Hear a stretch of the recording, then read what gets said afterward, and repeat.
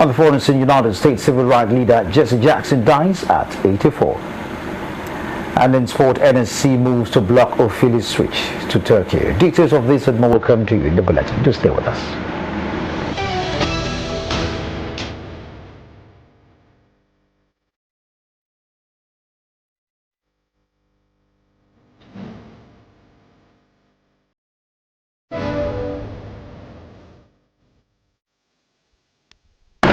President Bola Ahmed Tinubu has unveiled the Nigerian Industrial Policy 2025, directing ministries, departments and agencies to ensure its swift implementation as part of efforts to reposition the country's industrial base. The policy launched in Abuja and represented by Vice President Kashim Shettima is aimed at boosting production, competitiveness and job creation. According to the presidency, the new framework provides a clear implementation structure, with the president stressing that policies often fail not in design but in execution. He said the initiative will address long-standing challenges such as high production cost, weak infrastructure, policy inconsistency and poor coordination between government and industries. Tinubu said the administration would measure success by tangible outcomes, including factory growth, job creation and increased export, rather than policy documentation. The blueprint prioritizes strategic sectors, promotes value addition instead of raw material export, and integrates small and medium enterprises into industrial expansion. Industry leaders, including Aliko Dangote and the Manufacturers Association of Nigeria, welcome the move and pledge support, while the United Nations described the policy as a step towards inclusion, economic growth, and stronger participation in global value chains. In another development, President Bola Tinubu has reaffirmed its administration's commitment to infrastructure development, inclusive security reforms, and economic transformation as key pillars for unlocking the Southeast potential. Represented by the Minister of Innovation, Science and Technology, Dr. Kingsley Ude, the President spoke in Umuahia at a public lecture marking the 70th birthday of former Chief of Army Staff Lieutenant General Azubuike Ihejirika. Tinubu stressed that national security must reflect inclusion, noting recent appointments within the armed forces as part of efforts to ensure balanced representation. He also restated support for the establishment of state police, urging the National Assembly to review relevant laws to strengthen sub-national policing. The President highlighted major infrastructure investment across the Southeast, including rail modernization, port upgrades and airport projects, as part of a broader strategy to boost connectivity and economic growth. He said the region remains central to the administration's target of building a $1 trillion economy by 2030, commending its entrepreneurial strength and nationwide economic impact. According to him, expanded infrastructure and job creation will not only enhance productivity, but also serve as a non-kinetic approach to tackling insecurity while reinforcing national unity and shaped prosperity. The Nigerian Senate has passed the Electoral Act of 2022 repeal and reenactment bill for 2026, ending days of controversy over Clause 60, which governs the electronic transmission of election results. The decision comes after a heated debate and a division among senators, highlighting the tensions ahead of the 2027 general elections.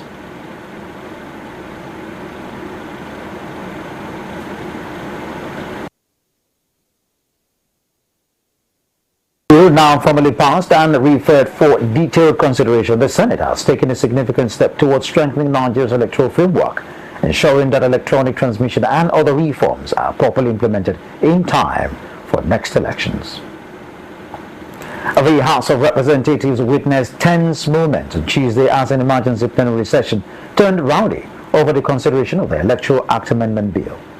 Lawmakers clashed during proceedings at the Committee of the Whole, presided over by Deputy Speaker Benjamin Kalu, after demands for a clause-by-clause review were initially declined. Protesting members disrupted proceedings before further consultations led to a restart of a detailed consideration. Here's the report.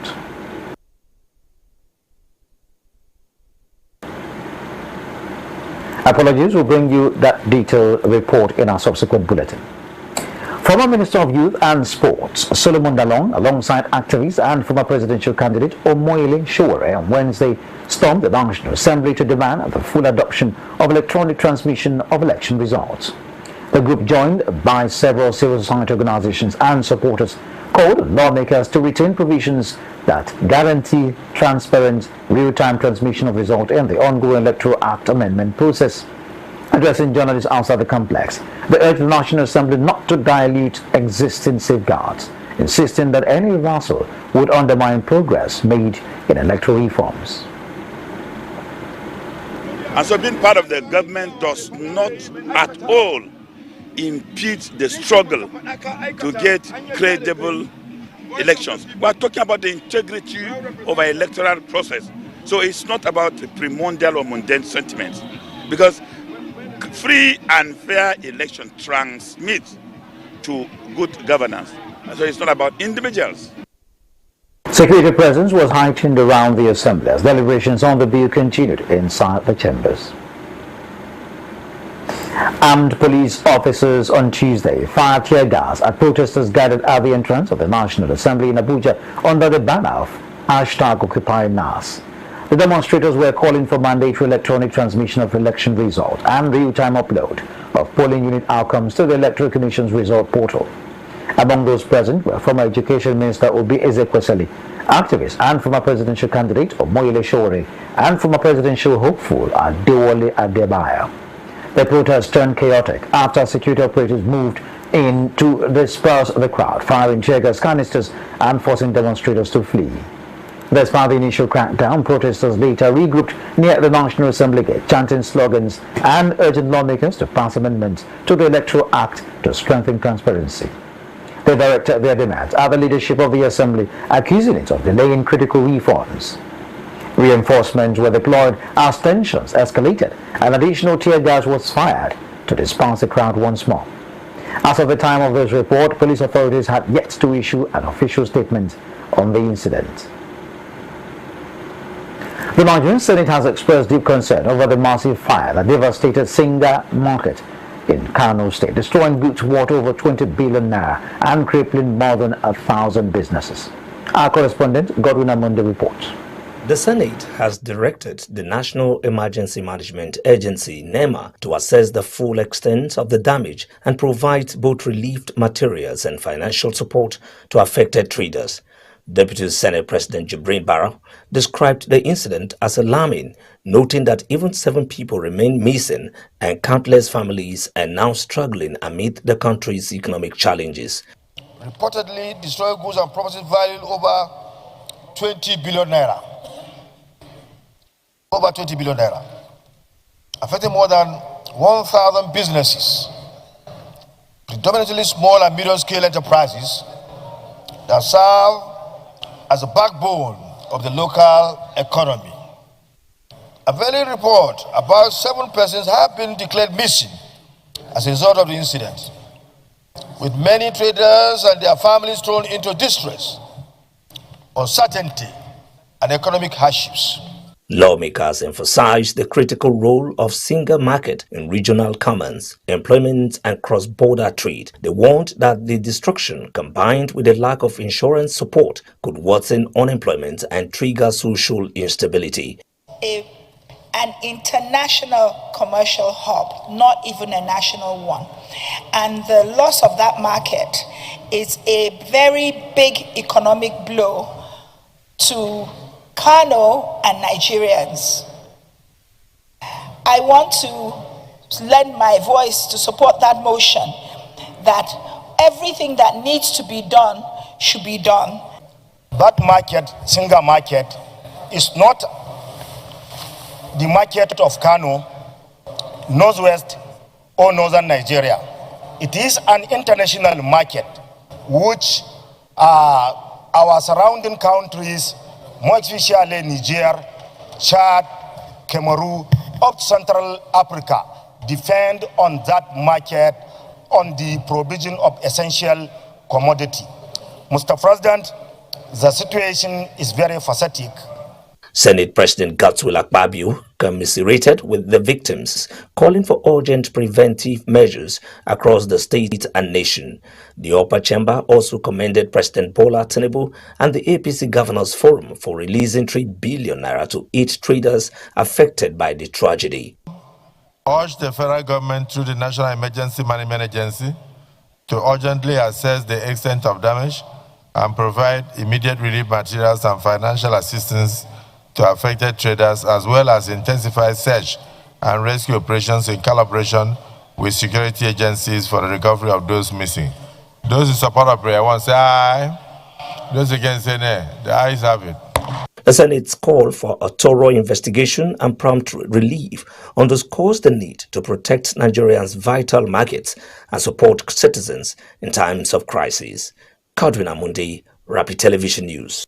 The Bola Ahmed Tinubu ideological group, BAT-IG, has called on security and rule of law agencies to investigate former Minister of Transportation Rotimi Amaechi over what it described as false and misleading statement regarding Nigeria's tax reforms.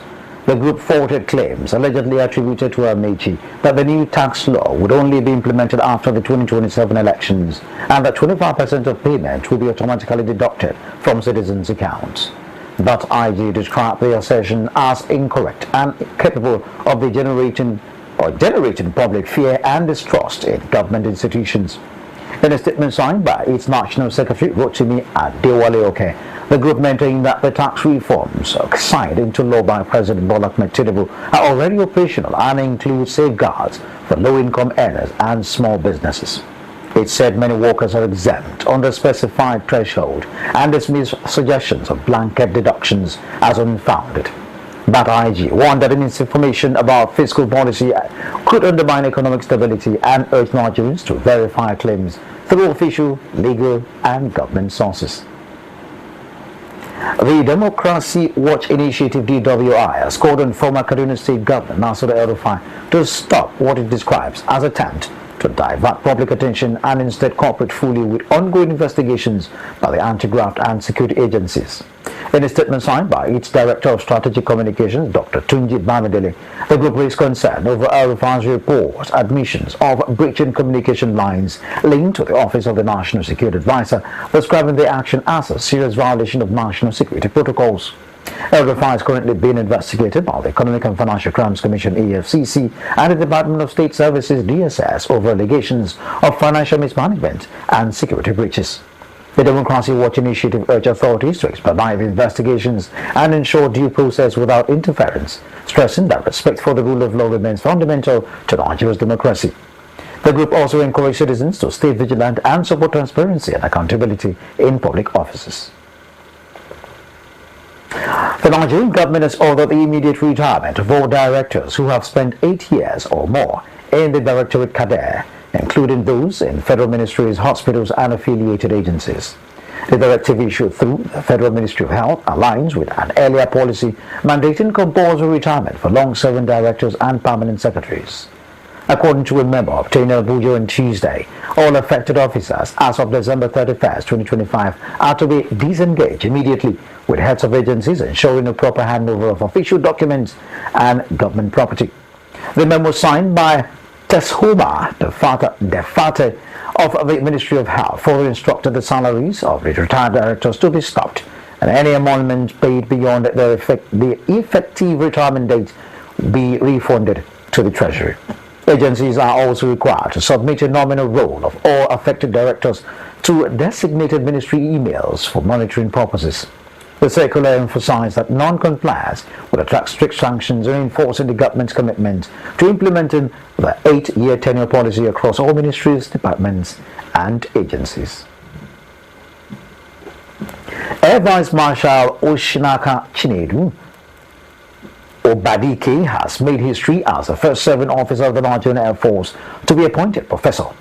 He was conferred the title of Professor of Aerospace Engineering by the Governing Council of the Air Force Institute of Technology, marking a significant milestone in Nigeria's military academic landscape.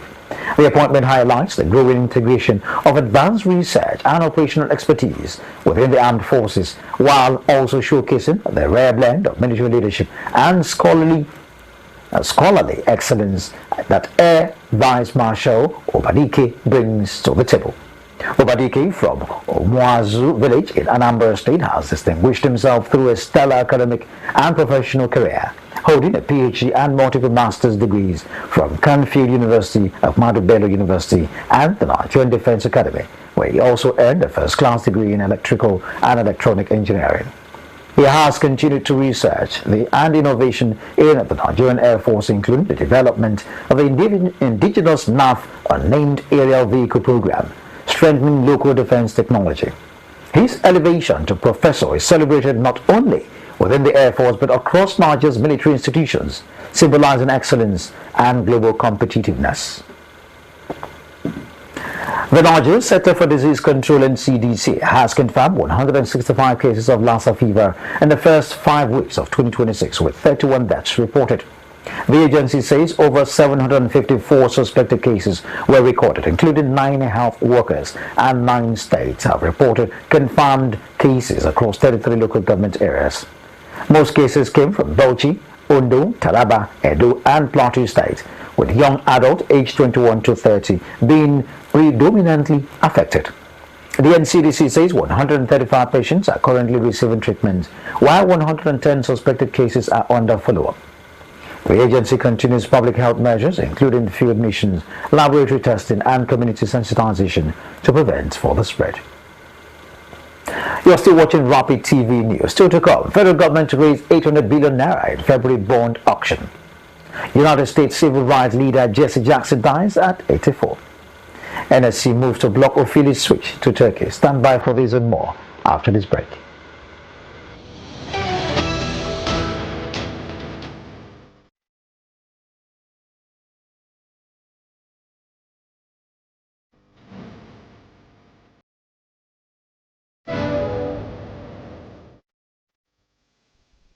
This is Rapid Broadcasting Network, RBN. We connect people, power stories, and amplify voices. On Rapid TV, we're rooted in culture and your window to the stories that matter. From news to lifestyle, we inform, entertain, and uplift. Join Rapid TV on StarTimes Channel 176, Nigecomsat. On Rapid FM, we speak your language, from the soulful airwaves of Umuahia to the vibrant culture of Port Harcourt and beyond. More than broadcasters, we're creators, amplifying that voice within with powerful content across TV, radio, and digital. Join us at rbnradiotv.com and all our social media handles. One network, one voice. Rapid Broadcasting Network, RBN. The sound of your city. Rooted in truth, driven by impact. Nigeria's economy, the global markets, what does it all mean for you? From stock market insights to global financial news you need to know. From Wall Street to the Main Street and of course the marketplace. Get the answers you need every week on Business Lens with me, Faith Dafa Joseph, as I bring into focus the stories, strategies, and shifts shaping our economy. No angle is missed as I talk about the business, the people, patterns, and possibilities behind them. Welcome to the Business Lens. Rapid TV, rooted in truth, driven by impact. Magic has hit your imagination of TV. A brand new sundial with StarTimes inbuilt technology. New TV innovation with an inbuilt decoder that connects you to both StarTimes antenna and satellite signal. StarTimes Sundial TV, you can enjoy over 300 local and international channels, 1 month StarTimes highest bouquet for free, automatic system update. More benefits, more affordable. StarTimes Sundial TV is available in all StarTimes branches and dealers countrywide. StarTimes Inside, entertainment inbuilt. Correro, your front row seat to the most pressing issues, from the corridors of power to the heart of our communities. We bring you unfiltered insight, fearless journalism, and the conversations that matter. And I invite you to this big conversation table as we analyze the top stories, ask the tough questions, and hold power to account. News that informs, analysis that empowers, debate that drives change. Correro, the big conversation, every weekday at 7 p.m. only on Rapid TV. Are you missing out on interviews, music, entertainment, thought-provoking discussions, and more? Don't sweat it, man. We've got you covered. No matter where you are, be part of the action 24/7, online and live. On Facebook, it's Rapid FM Umahia. On Instagram, it's official Rapid FM. And on X, it is Rapid FM 965. Tune in to Rapid 96.5 FM or listen to us live on our website at www.rapidfm965.com or radiogarden.com. Better yet, get our mobile app from the Google Play Store. Catch the pulse of the Southeast on Rapid 96.5 FM, the sound of your city. Hey, Oyanam, all Siso Radio.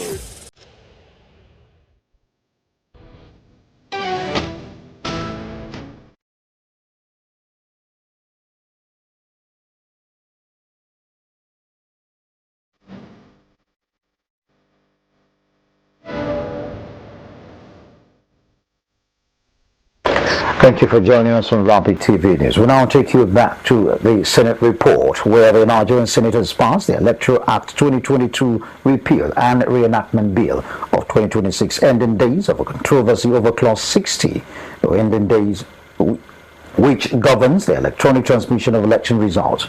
The decision comes after a heated debate and a division among senators, highlighting the tensions ahead of the 2027 general elections.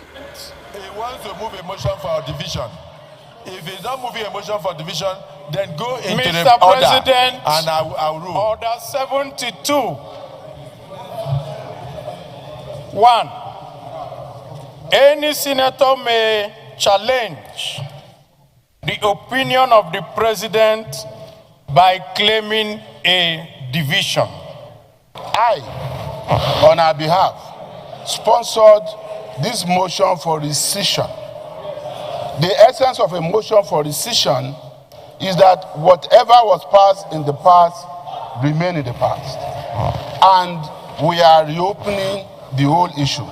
So we cannot, on the one hand, say we are trying to do certain things and change certain things, and on the other hand, saying Senator Abaribe cannot bring an issue that he brought before. So, a bill for an act to repeal the Electoral Act number 13 of 2022 and enact the Electoral Bill 2026 to regulate the conduct of federal, state, and area councils elections in the Federal Capital Territory and for related matters 2026, third reading taken. Distinguished colleagues, a bill for an act to repeal the Electoral Act number 13 of 2022 and enact the Electoral Bill 2026 to regulate the conduct of federal, state, and area councils elections in the Federal Capital Territory and for other related matters 2026, third reading taken and passed.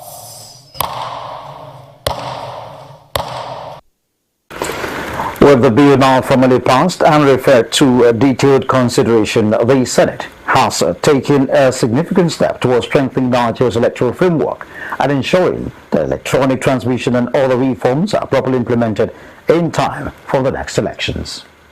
And on to House matters now. The House of Representatives witnessed tense moment on Tuesday as an emergency plenary session turned rowdy over the consideration of the Electoral Act Amendment Bill. Lawmakers clashed during proceedings at this committee of the whole, presided over by Deputy Speaker Benjamin Kalu, after demands for a clause-by-clause review were initially declined. Protesting members disrupted proceedings before further reconciliation led to a restart of the detailed consideration. Here is the report.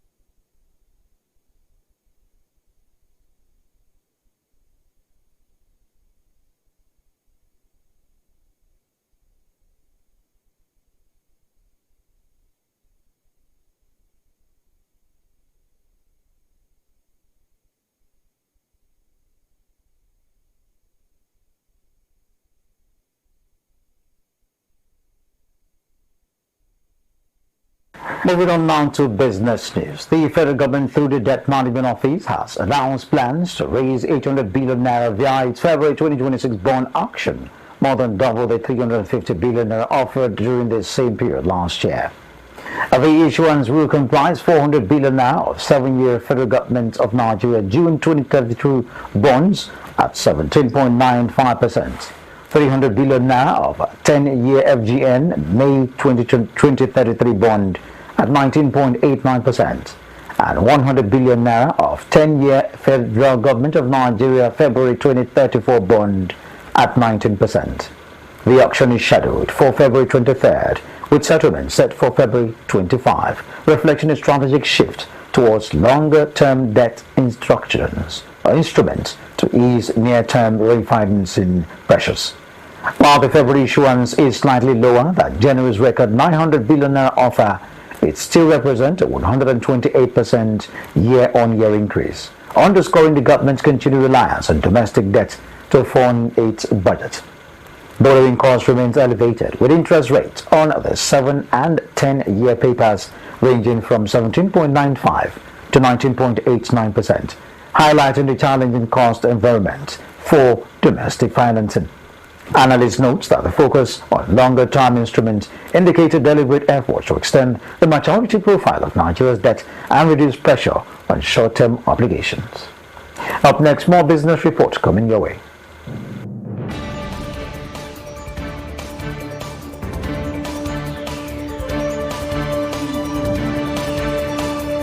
It's time now for business news. Today, the Nigerian stock market hits a historic milestone. Food inflation drops to single digits, and U.S. Treasury yields edge lower as investors await key economic signals. We begin at the Nigerian exchange.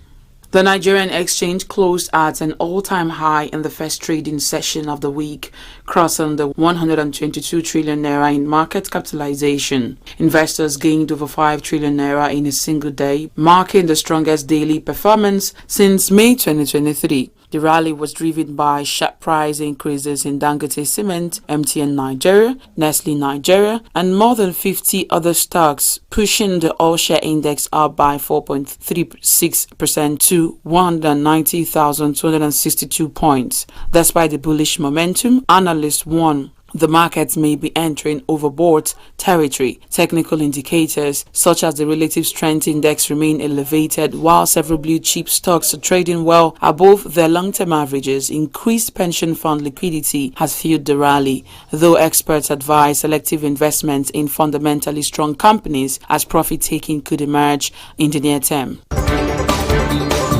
From equities to prices at the market stalls, inflation data is offering cautious relief for consumers. Nigeria's food inflation rate fell sharply to 8.89% in January 2026, the first single-digit reading in over a decade.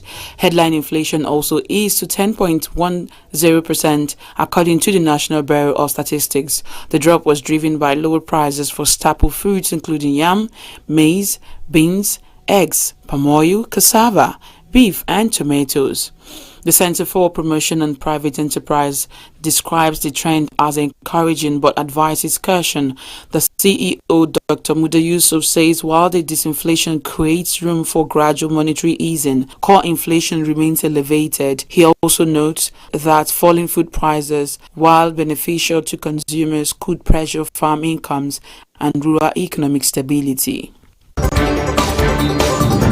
And while Nigeria watches inflation trends, global investors are monitoring signals from the United States bond market. The U.S. Treasury yields declined slightly as investors awaited key economic data in a shortened trading week. The 10-year yield slipped to just about 4%, while the 30-year bond eased to about 4.67%. The bond market reopened after the President's Day holiday, with investors positioning ahead of fresh economic indicators. Attention is not focused on the Federal Open Market Committee minutes due midweek, along with housing data and the Personal Consumption Expenditures Index. The Federal Reserve's preferred inflation gauge. Traders are currently pricing in a high probability that the Fed will hold interest rates steady at its next meeting. And that wraps up today's business news, from record highs on the Nigerian exchange to easing food inflation at home and cautious positioning in global bond markets. I am Divine Alex. Good evening. Now the Rapid TV news continues. Please stay with us.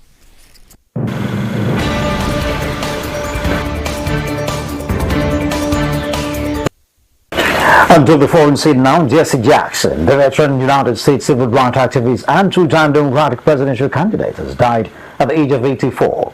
A Baptist minister from South Carolina, Jackson rose to prominence during the turbulent civil rights era, becoming a close associate of Martin Luther King Jr.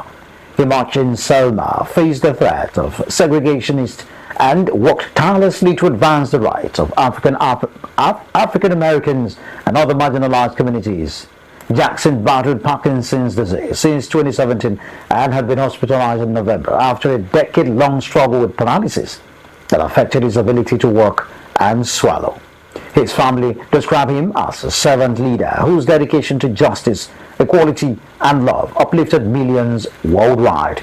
Over his decades-long career, Jackson founded the civil rights organization Operation Push and the National Rainbow Coalition, and served as United States President Bill Clinton's special envoy to Africa, helping secure the release of detained Americans abroad. He also ran for the Democratic presidential nomination in 1984 and 1988, winning millions of votes and state primaries, though he never held elected office.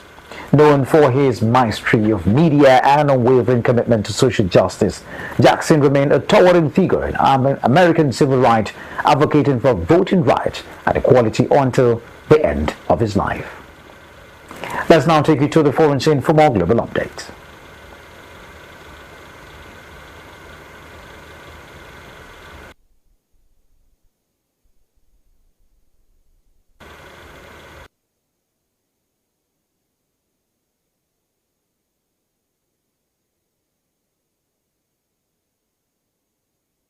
Sport. Abia State is shining on the international stage as Queen Treasure Okechukwu has been officially selected to represent Nigeria at the Runway Model Universe pageant in Canada.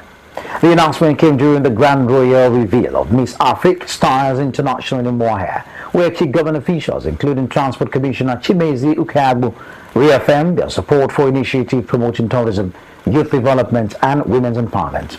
Our correspondent Faith Kevin reports.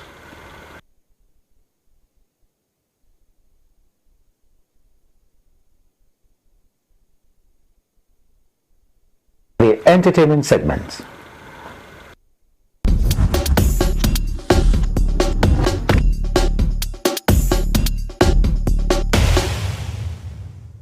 Now to entertainment, where chat rankings spark debates, industry drama makes headlines, and one US star raises fresh health concern after a dramatic stage performance. Let's begin with Billboard controversy. US entertainment magazine Billboard is facing backlash after ranking Nigerian star Rema amongst its 25 biggest one-hit wonders of the 21st century. Citing his global smash, Calm Down featuring Selena Gomez, the publication noted that while the song dominated the Billboard Hot 100, Rema has not returned to that chart, despite recording multiple top 10 hits on the US Afrobeat chart. However, fans strongly disagree. Many took to social media arguing that Rema's consistent releases, global tours, and impact on Afrobeat go far beyond one song. Critic of the ranking described it as dismissive of his broader achievements and international influence.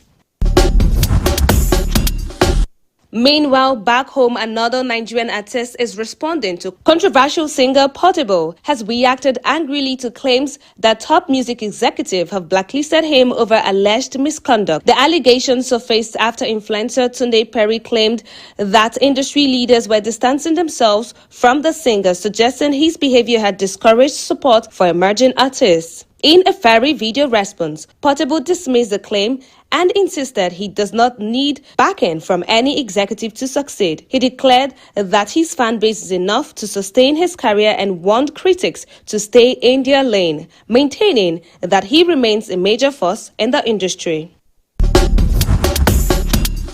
And in the United States, a performance meant to reassure fans has instead raised new questions. Singer Ray J has returned to the stage weeks after revealing serious health concerns, performing at a Valentine's concert in Louisiana. During the show, fans noticed what appeared to be blood beneath his eyes as he performed wearing dark sunglasses and later revealed that he had been managing ongoing medical issues. The 45-year-old had previously disclosed heart complication issues following pneumonia, saying his health remains fragile. Despite this, he told supporters he is improving and credited their prayers from helping him through the ordeal.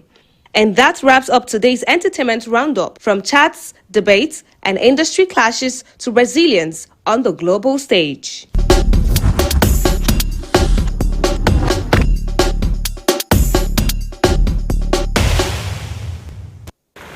Away to sports now. Nigeria's hopes of qualifying for the 2026 FIFA World Cup remain in suspense, as the World Football Governing Body FIFA has yet to issue a ruling on the Nigerian Football Federation's protest against the Democratic Republic of Congo. Social media buzz and speculations reached a fever pitch, but Monday passed without any communication from Zurich. The NFF quickly dismissed circulating report of a FIFA decision as false and misleading, emphasizing that no official statement has been received. At the heart of the dispute are 60 Congo players, including former England youth internationals Aaron Wan-Bissaka and Axel Tanzabi, with Nigeria challenging their ineligibility based on adherence to FIFA status and DR Congo's domestic ban on dual nationality. The outcome of this legal battle carries high stakes for the Super Eagles. A favorable ruling would secure Nigeria a place in the intercontinental playoffs in Mexico next month, where they would face either Jamaica or New Caledonia for the final tickets to the 2026 World Cup, hosted across the United States of America, Canada, and Mexico. Conversely, an unfavorable decision would effectively end Nigeria's World Cup aspiration before the tournament begins. With both sides holding firm, FECOFA maintaining their squad's eligibility and NFF pressing their technical arguments, Nigerian football fans remain anxiously tethered to updates from FIFA. Still in sport, the Nigerian Football Federation has celebrated a major achievement in refereeing, as NFF President Ibrahim Gusau decorated 30 Nigerian referees with prestigious FIFA badges, highlighting the Federation's commitment to officiating excellence. Speaking at the ceremony, Gusau urged the referees to uphold integrity, noting that most domestic league matches are now broadcast live across multiple television stations. He warned that any referee found misbehaving would have their badge revoked, stressing the importance of proper officiating in attracting sponsors and enhancing the league's economic growth. NFF General Secretary Dr. Mohamed Sanusi praised the referee's competence and ability to perform at the international level, emphasizing that genuine mistakes are distinguishable from deliberate errors. Of the 30 recipients, 4 are futsal referees, 4 are beach soccer referees, 11 are assistant referees, and 11 are center referees. The event was attended by key football administrators, including NFF Executive Board member Babagana Kali and Technical Director Coach Augustine Guavon, signaling the Federation's focus on raising standards and professionalizing officiating in Nigerian football. As the UEFA Champions League season heads into the knockout phase, Kylian Mbappe of Real Madrid and Victor Osimhen of Galatasaray have been ranked among the top 10 players in the Player of the Month leaderboard. The rankings reflect their consistent performances, including goals, assists, defensive contributions, and overall influence on games during the league phase. Mbappe, Osimhen, and Atlanta's Di Cattelari each won the Player of the Match award 3 times, while other top-ranked players, including Anthony Gordon, Nuno Mendes, Huguet, Yodi, Simone, Martins, and Thuram. UEFA says the leaderboard highlights players who have made game-changing impact and could contend for the end of the year or end of the season Player of the Month awards. On to athletics now. The National Sports Commission NCS has reportedly moved to block Nigerian sprinter Favour Ofili from switching her athletic allegiance to Turkey, reinforcing that she remains a Nigerian athlete. Ofili, who holds the national 200-meter record at 21.96 seconds. Is the only Nigerian woman to run under 22 seconds in the event. Announced last year her intention to represent Turkey. A top NSC official confirmed that she cannot change nationality until September 2028 and said the commission has formally communicated its stance toward athletics, emphasizing that she is still expected to compete for Nigeria at the Los Angeles 2028 Olympics. The decision comes amid reflections on athletes' loyalty, with Nigerian sprint legend Mariam Ali sharing that she turned down opportunities to represent 4 other countries during her career, choosing to remain committed to Nigeria. Onyali, a 5-time Olympian and 2-time Olympic medalist, highlighted the importance of national pride and consistency in representing one's country. Her remarks underscore the significance of Philly's potential retention for Nigerian athletes, reinforcing the NSC's effort to maintain elite talent within national sporting framework. And that wraps it up on Rapid TV News. Before we go, a look at the stories that made headlines. Earlier we informed you that the House of Reps was in round session as Senate passes Electoral Act amendment. Federal government orders immediate retirement of long-serving directors. Federal government to raise 800 billion naira in February bond auction. On the foreign scene, United States civil rights leader Jesse Jackson dies at 84. And in sport, we informed you that NSC moves to block Philly's switch to Turkey. And that's the size of our package tonight on Rapid TV News. Thank you for watching. I am Nathan Williams. Have a pleasant evening.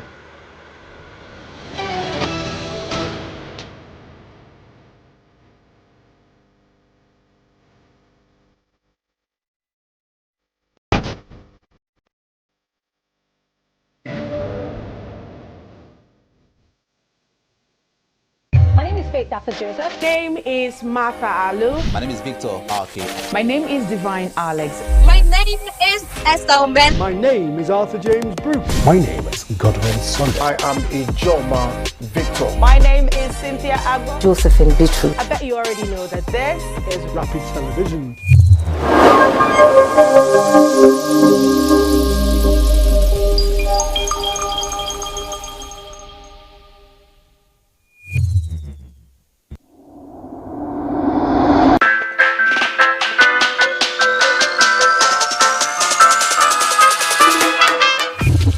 In a world where every swipe, click, or tap is shaping our future, technology is no longer a distant dream.